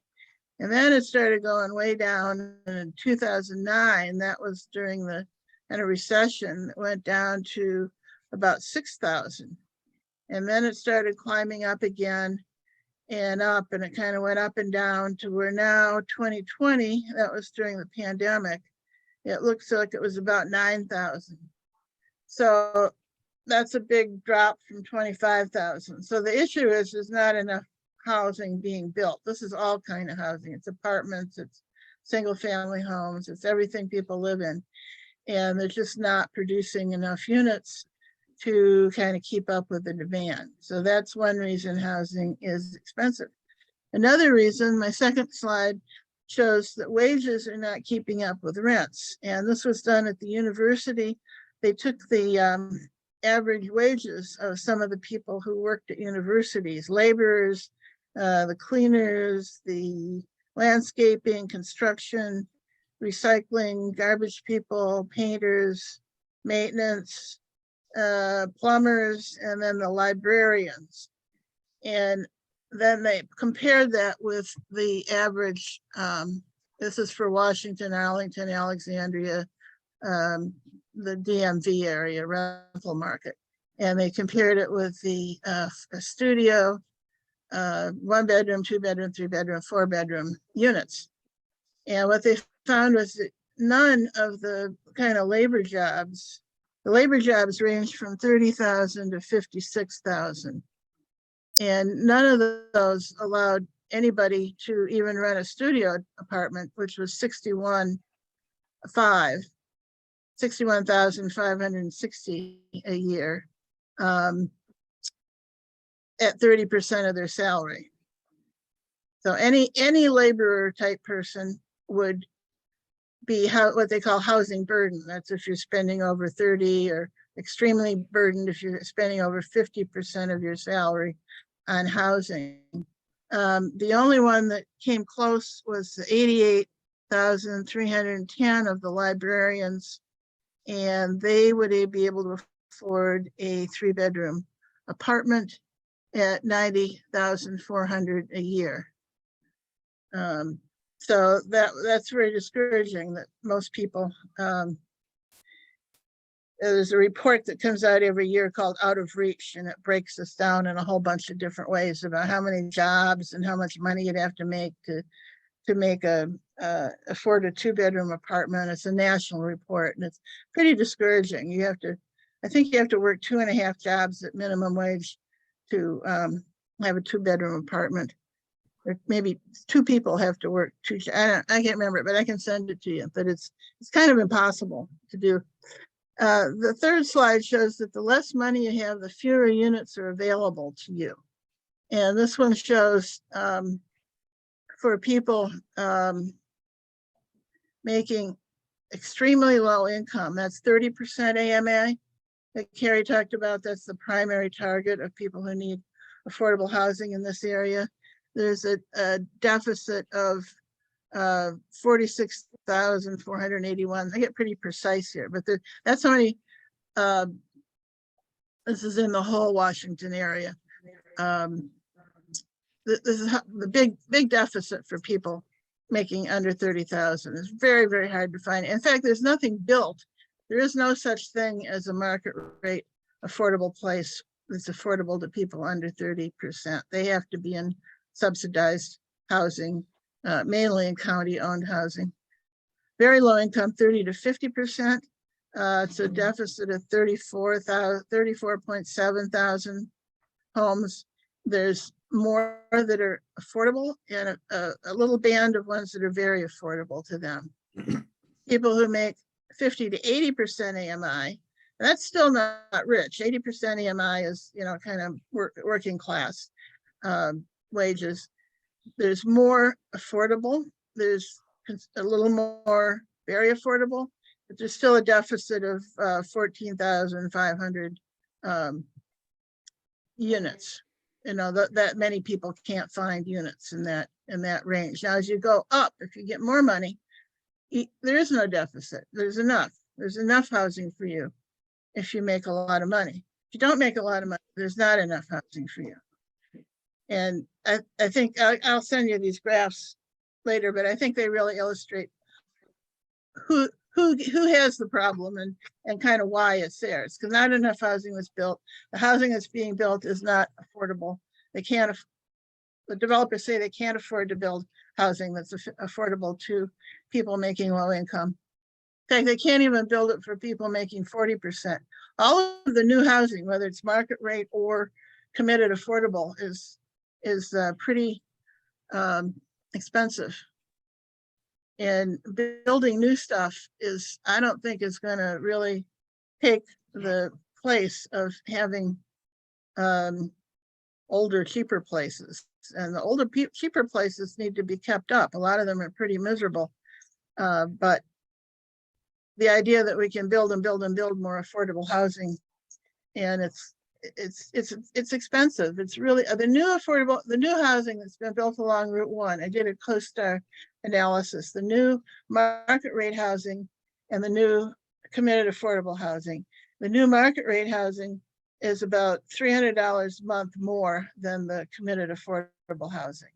So the gap between affordable housing and market rate housing is about $300 for the new stuff that's built. And that's not enough to accommodate people who are making 40, 50, 60% AMI.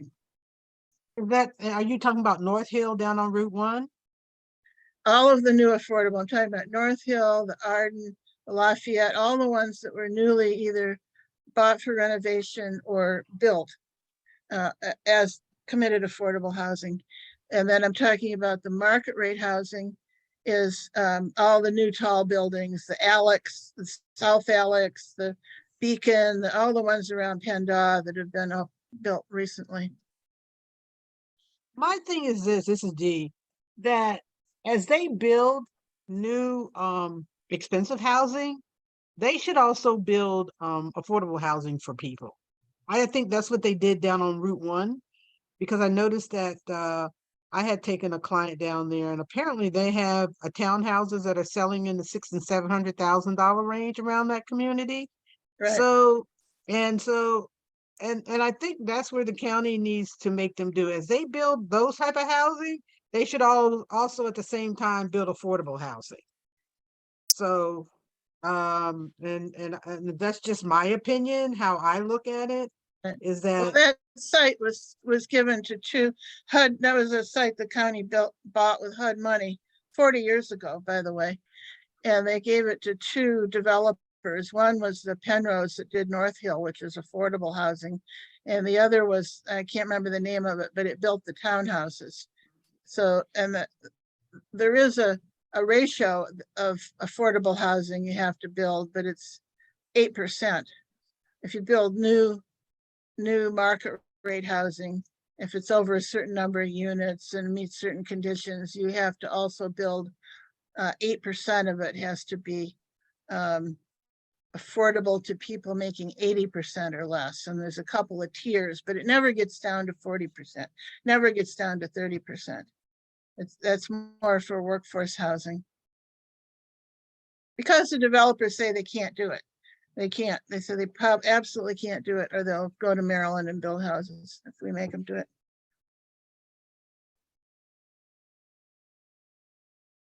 Okay, any questions or any things that you notice about housing, or you personally have had trouble finding in housing, or There are a couple anything of you want people couple of points in the chat that I wanted to bring to your attention. Jennifer Bond asked about schools to go with this housing. So for example, in Spring Hill, the Drainsville area, there is significant affordable housing being planned. Do you know whether any kind of study was done with regard to schools for these, for when they're building a pot of doing any kind of building like that for affordable housing? Because that's generally, like, that's a big pressure point. Right. They do that when they're building anything, whether it's affordable or not. They do a study about how it's going to impact the schools, and they print those findings, and that's part of what they discuss with the developers during the planning process. So as far as you know, the school needs have been taken into consideration, because I know that was an issue when they were building housing down in Route 1. They do school studies and they do traffic studies routinely whenever there's any development, apartment, any kind of a living situation development, planning department. Whether the study that was done in Drainsville shows a particular thing, because I know that was an issue that people were saying that they were overbuilding in particular areas, that was a significant issue. One of the problems of getting affordable housing is that once you actually get it and get it paid for and get it cited, is you often have to go through a long process with the neighbors to convince them that it won't hurt them, because they're pretty sure that it will. They're pretty sure there'll be too much traffic, too many kids in the schools, ruin the neighborhood, all these different issues that they come up with. So you have to go through quite a few public hearings and planning commission meetings and whatnot. And we've organized, a lot of the people on our committee are veterans of going to these kind of hearings and, promoting affordable housing, saying it's good for the county. You can't keep poor people all in one place. You got to spread people out around the county. They need the access to good schools and good transportation and everything. You can't tell them to go away. You can't tell them to die. They're here, they're residents, they live here. There's got to be housing at all levels of affordability all around the county. It's a good thing for the county's economy, for its growth, for its diversity. And it's not just the next door neighbor that gets to decide that. They get to say their part, and they often are negotiations that occur between the developer and the next door neighbors. But that can't be the only thing that governs where affordable housing is located. I saw Neera Dutta also asked, no, she didn't ask, she made a comment. Affordable housing also needs to be accessible to the disability community. I'm wondering if there's any information you have regarding that aspect in their studies or anything else. I think it's required. Cookie, what is it? It's 3%, or it's pretty low. How much affordable, accessible units need to be built? Oh gosh, and if you please don't quote me as having this exactly right.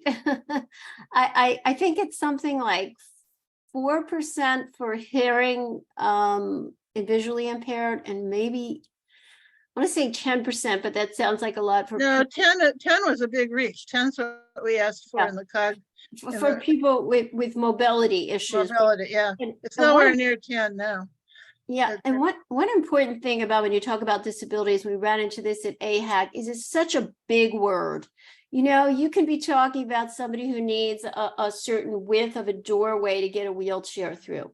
You can be talking about somebody who needs the lights to flick on when the doorbell rings. You can be speaking about somebody with an intellectual disability, somebody or someone else who needs assistance with activities of daily living because they are quadriplegic or whatever it is. And so that gets to be sort of a problem too, that if one small area of a particular disability is addressed, then it's like, well, we fixed this. We thought about people with disabilities, move on to the next thing.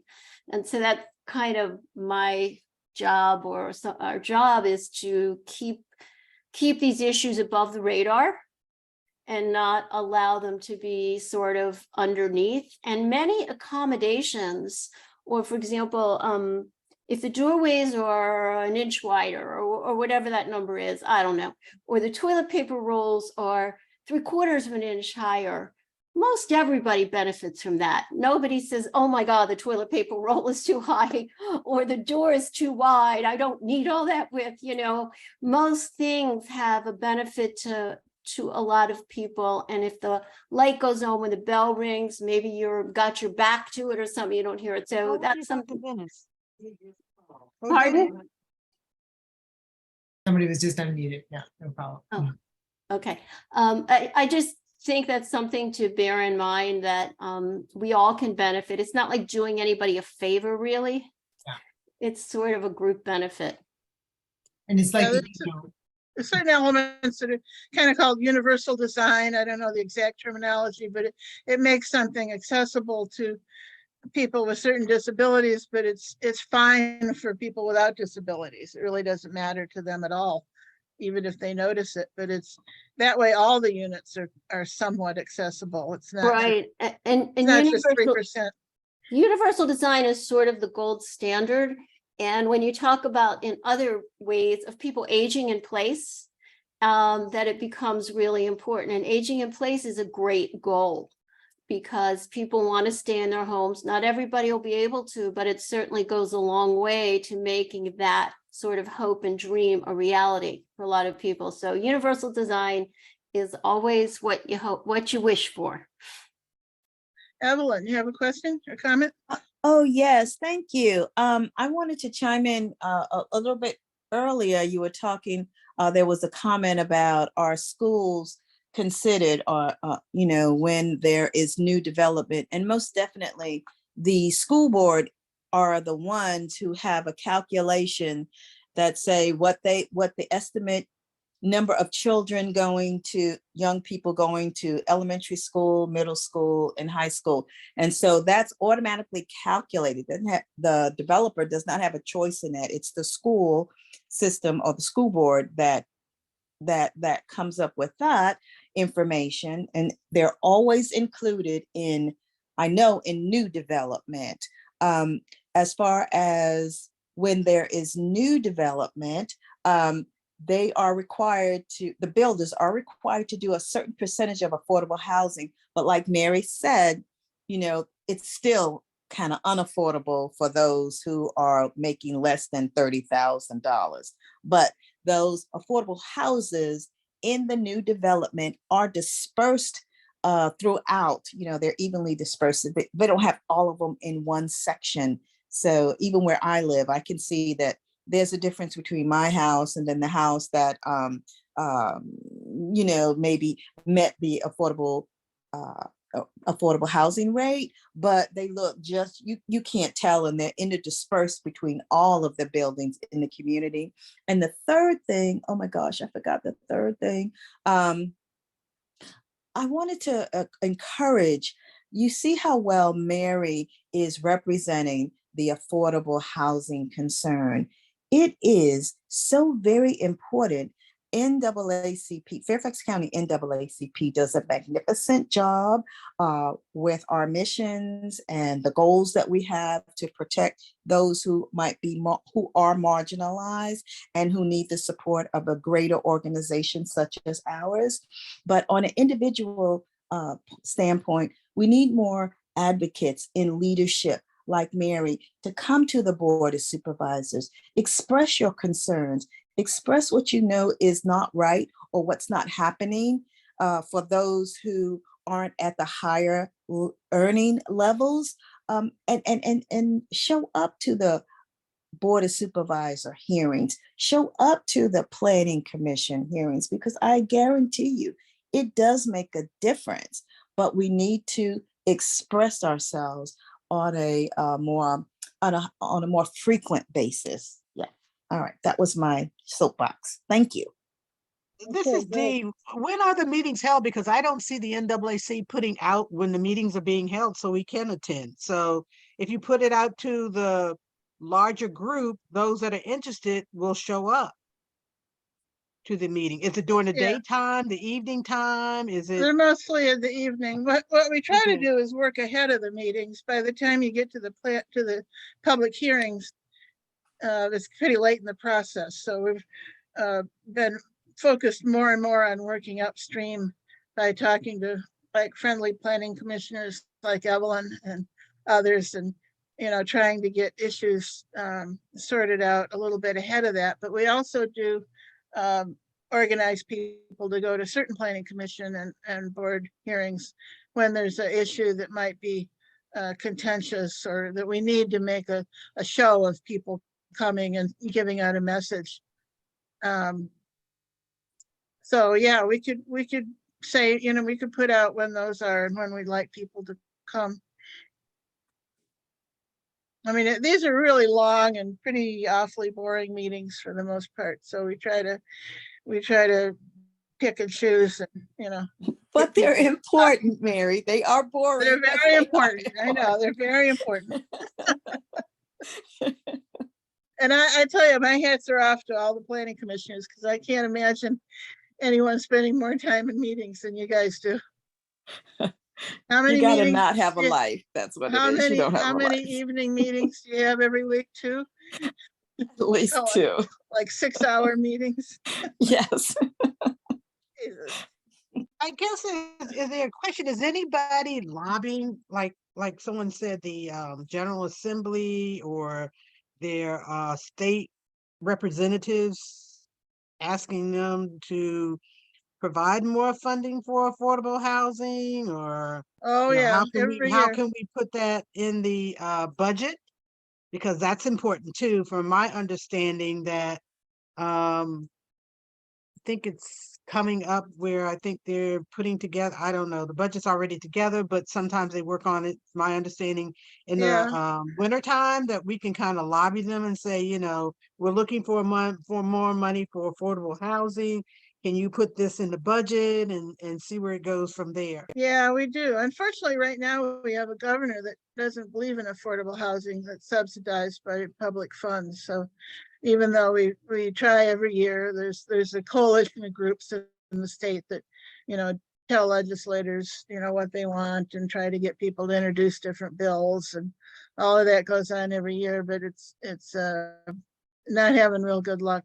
Well, that's why we're having our election this year, is because we're trying to get more Democrats there you voted go. in There you office, go. because if we have a super majority, is nothing that he can do to veto anything. He can be overwritten. So, that's the thing that we should be working on. And as these candidates are running for office, we need to know where they stand on this issue. Yeah. Because they represent us. Yeah, exactly. I will just say to your point, Dee Dee, that that we had a primary here in the Reston district. I can't remember what number it is because I got district out, but there were 4 candidates, and one of the prime topics was affordable housing. I mean, we talk about it a lot. Cornerstones, I think Carrie is gone. They co-sponsored this along with Northern Virginia Hebrew Congregation, and sort of made sure there were questions about that. And nobody knows what's going to happen in November, but building relationships is important from the beginning, and helping candidates and potential elected officials to understand the issues that are important to us. So I agree with you on that. The problem with the governor is that the governor's theory seems to be just build more and we'll all trickle down. And those of us on the ground know that building market rate housing doesn't really trickle down to people at 60, 40, 30%. So that's sort of a narrative that just doesn't fly, doesn't make sense when you try to make it a workable model. But I think getting to know your legislators is great, and you may not agree with them on everything, or it may take 3 or 4 sessions before they hear you about how important things are, but eventually it comes to fruition. And the housing trust, there's been a lot of work on the housing trust, and we've gotten more money added to it, and working with our allies in the General Assembly to see that it happens. Arthur, you have your hand up? Have another question? Yeah, well, Cookie just answered it. Okay. So So you're talking about candidates, you know, I'm actually the Republican candidate for chairman of the Board of Supervisors. Again, I've done this before. And Cookie, I put my email in the chat. I'd really like to see the data that supports or disproves the trickle down thing. Because it does seem to me that if you just increase the supply overall, that's got to help. So that's a request, Cookie, if you're interested in that. And then one comment, one question with respect to the Rose Hill development, which I think Therese was alluding to. It sounds to me like the community was not involved in the beginning of the planning process, that this was kind of sprung on them. And because somebody else was commenting, maybe Mary, you were commenting about how you have meetings with the community to sort of get them to agree to affordable housing. And it sounds to me like that'd really be important. And I don't think that happened in Rose Hill. If Therese has a comment on that, I'd be interested. And then my question is, do we know how much universal design increased the cost of a building? Tracy, you want to answer the first one? You're garbled, I can't hear you. Trace? Yes, I just wanted to say that it wasn't the Rose Hill development that we were concerned about. It was the Franconia Government Center that was going to be replaced by affordable housing. And that was a surprise also, I think, to the community. I think so, but they had, they did have several meetings with the community to answer questions and express concerns. Yeah, I think the Rose Hill was a SSPA project, and those were they all came in a batch, and they were all kind of sorted out and reviewed in a shortened timeline. I was on the committee, SSPA committee, for the last batch, and we met for 2 years over some small number of projects, and it was just, everybody was nuts and crazy, and they revised the process so that things would go more quickly. And that Rose Hill was part of that branch, that new process. I didn't get too involved in that. I don't know exactly what happened with it, but it probably did go quickly. Were The you involved in universal design, I don't know how much it would cost. I'd have to check into that. Okay, Mary, were you involved where there was the affordable housing they're building near the Fairfax County Government Center? They're gonna build workforce housing. Yeah, that's all county-owned land. And after they build the new government center in Kingstown, they're gonna give that land to a developer, a nonprofit developer, to build affordable housing at a kind of a workforce level. Up to, it's I think 40 to 80%. They extended the range on it. And yeah, it's gonna be more affordable housing. Actually, I would like to make one more comment, and that is, I discovered on my computer from my many previous runs for public office that the supervisors began their affordable housing program in 1973. So they've been working on it for half a century. There you go. And it's not going well. No, and they had a program to end homelessness, a 10-year program to end homelessness. Mary, you're a little bit garbled. I said the board had a 10-year plan to end homelessness that ended, it was 2008 to 2018. And they ended 47% of homelessness, and I guess they kind of declared victory and shut down the program.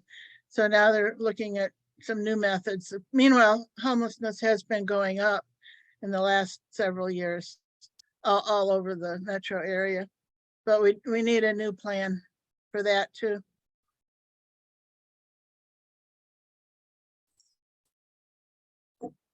Mary, Okay, anything else? Yes, who owned that land where this Woodland Retirement Center is going? Was that owned by the county or was that owned by the state? Woodland Retirement Center? Yes, that's on Braddock Road. It's right across the street from Fairfax. I think it's a Fairfax Cemetery. I think it's called Fairfax Cemetery. It used to be the old Northern Virginia Training Center. Oh, yeah, that's not affordable. That's I unaffordable. understand that, but I said, who owned that land? I think for the them? state owned it, must have owned it. It was a state training center, right? Yeah, I was just wondering if the county could have bought it from the state to build affordable housing over there. Yeah, maybe they could have. I know they need a lot of affordable housing around George Mason, and that might have been close enough. They also need a lot of senior housing. The biggest need right now is for, you know, aside in terms of the age spectrum, is for senior housing and kind of young people housing. The senior housing is talking about aging in place. A lot of people don't necessarily want to live in their home, which may be too big, but they want to live in their community. So if there aren't affordable options in the different districts and communities, then they have to leave their community, which means they leave their church and their doctor and their, you know, all the things that they're familiar with. And that's as bad as leaving your home, I think. So that's why I think it's okay to have some development, especially senior apartment development in areas where, you know, maybe it's single family right now only. But anyway, Will Cooper. Yeah, that is senior housing, Mary. but you're talking about $1 million. Hello. Yes, Will.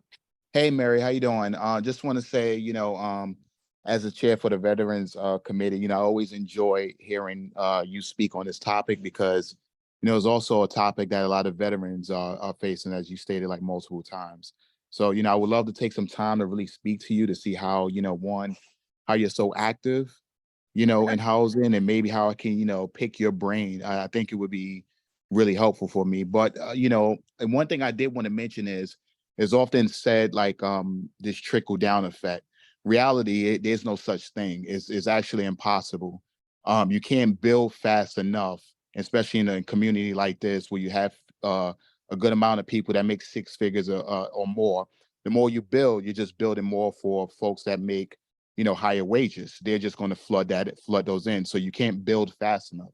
Two, you'd have to relax so many regulations to keep up, with the influx of higher net earners, et cetera. So it doesn't work. It's been proven over and over again. So I think that's why it's so important, the work that you're doing, because on the trickle down, it just doesn't work. So yeah, I just want to add that. Thank you. Yeah. Down, like honestly, trickle down is the priority is misguided, right? If you're trickling down, you are building at the wrong level. You're not building where the need is. People at the top where you're trickling down from have no trouble getting housing. Exactly. People at the bottom have the trouble getting housing. So where are you focused? Your energy goes where you focus. If you focus at the top and you assume somehow that we're going to via having safe and comfortable housing, we're going to spend more money, and then people, that just is absurd. So, that just is absurd. So we should just stop saying that in the NAACP, because we know it isn't true. It hasn't been true. It's never been true. It's been shown not to be true since Reaganomics was put. No, we're not talking about that. That's ridiculous. And then further, you're talking about the cost of, building with universal design and increases housing costs a lot, whatever. What is the cost of homelessness? The cost of homelessness on our communities is extraordinary. Homelessness is $1 billion impact on us in terms of everything, in terms of lack of education, in terms of health costs that are absorbed by emergency rooms, et cetera. So really, we should be thinking about, where are you focusing? On the people who need, or the people who don't need, and what are going to be the consequences of where you focus and where you don't?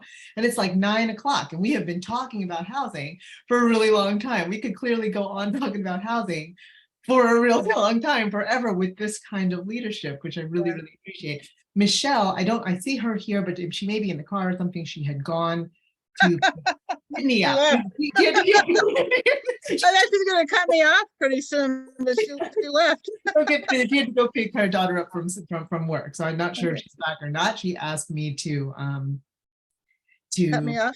No, not at all. She asked me 2 hours ago or something when we started. She asked me to close down the meeting when we're finished, that you were the last report to take any questions. I see Mike has another question. I just want to make sure we could clearly be here until 11 o'clock talking about housing. So I want to make sure that I'm respectful of everyone's time. Michael. Hey, folks, I just wanted to share my screen with the graphic that was talked about a while back with regard to the LeVar Burton showing. And there's a QR code there if you want to grab your camera and just take a picture. Now that But- tiny URL, however, doesn't work. So if you see in the chat, I put yes. a link. Sujata has a link in the chat as well. So if you're interested, I've already gone ahead and registered. It's easy to do. And this also has the location of the networking after party. So if you want to just grab a picture of it on your phone before we head off, that'd be great. And I did check that it does not live anywhere on FCPS's site right now. At 8:11, I put the Google form link up. So if you wanted to scroll back to 8:11 in our chat, that's the correct link. Earlier, I copied this tiny URL that's here. That doesn't work. But the Google form that's at 8:11, that does work. Would love to see you. On August 22nd, we have our August meeting. It was supposed to be in person, but because of the Freedom Fund meeting in September, that's going to be in person. We're going to switch that to a virtual meeting. So look for, that's on August 22nd. It'll be a virtual meeting like this one. Please come and join us at this event on the 9th. That will be a really, really great thing to see. We did a lot of work here with regard to this, with reading in Fairfax County Public Schools. Teresa, I don't know if I'm saying your name right. She asked for everyone who is interested in getting the housing committee emails to put your email in the chat so that she's probably been collecting them as she's been going. Mary, there have been some requests for your slides. Arthur Purvis definitely wanted your slides. So I don't know if you have his Can address. somebody scrape the chat that could send me? I'll send out to anybody who wants anything, but I believe that Mike usually says probably not going to be you, right? So maybe Michael can do it. Definitely not me. Yeah, I don't know if I can do it. Okay, This is Lenore. Teresa. I've been working tech tonight. I will save it for you and email it to you. How's that? Okay. Thank you. Arthur definitely wanted a copy of the slides. Perhaps it could be sent to the people who are interested in who put their emails in here for the housing communications, Mary. As you can see, the housing committee alone is a full-time. We could be spending all of our time on housing and still not have time and manpower to do this work. But again, I just want to remind everybody that, any argument that suggests that the cost of building the housing, everything has a cost. So it just depends. Everything has a cost. You can pay on the front end, you can pay on the back end. We've been paying on the back end since for many, many years. We have been paying on the back end. It's not going to get better if you just keep focusing on people who have housing and building housing for us. It just doesn't get any better by building housing for us. So that's just what I wanted to make sure that I said. Any last questions real quick so that I can close us down? And Lenore, I don't know what the process is, if I have to get a second or something to Jaffa, yes?